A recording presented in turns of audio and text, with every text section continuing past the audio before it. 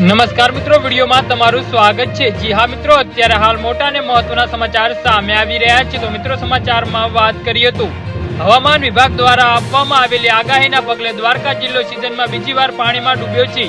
સતત વરસી રહેલા વરસાદના પગલે ખંભાળિયામાં 18.16 ઇંચ વરસાદથી ઠેર ઠેર સાતીસામાં પાણી ભરાયા છે। જ્યારે દ્વારકામાં 10 ઇંચ જેટલા ખાબકેલા વરસાદના પગલે ભદ્રકાલી ચોક, ઇસ્કોનો ગેટ અને દ્વારકા મંદિર સંચાલિત આરામગૃહ વિસ્તારમાં વરસાદી પાણી ભરાવાથી સૌથી વધુ પ્રભાવિત થયો છે। લોકોના ઘરોના દરવાજા પણ પાણીમાં ગરકાવ થયા છે। ઘર વખરી પણ પાણીમાં ગરકાવ થઈ ગઈ છે। જી હા મિત્રો, અત્યારે હાલ મોટા અને મહત્વના સમાચાર સામે આવી રહ્યા છે। ઉલ્લેખનીય છે કે છેલ્લા 3 દિવસથી વરસી રહેલા વિચિત્ર વરસાદના લીધે ફરી એક વખત દ્વારકાના નીચાણવાળા વિસ્તારોમાં પાણી ભરાઈ જવાના બનાવો બન્યા છે।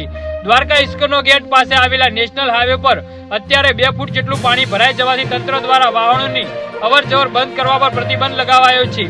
ગુરુદ્વાર પાસે ફરી એક વખત 5 ફૂટ પર પાણી વધતા દ્વારકાના તોતિંગ મઢ, આવડાપરા, ભદ્રકાલી ચોક જેવા અનેક વિસ્તારોમાં દુકાનો અને ઘરોમાં ફરી વખત વરસાદી પાણી જોવા મળી રહ્યા છે। જી હા મિત્રો, અત્યારે હાલ મોટા અને મહત્વના સમાચાર સામે આવી રહ્યા છે। તો મિત્રો, આના વિશે તમારું શું કહેવું છે તો નીચે અમારી કોમેન્ટ બોક્સમાં જરૂરથી જણાવજો અને અમારી YouTube ચેનલને સબસ્ક્રાઇબ કરવાનું ભૂલતા નહીં। વિડીયો પૂરો જોવા બદલ તમારો ખૂબ ખૂબ આભાર।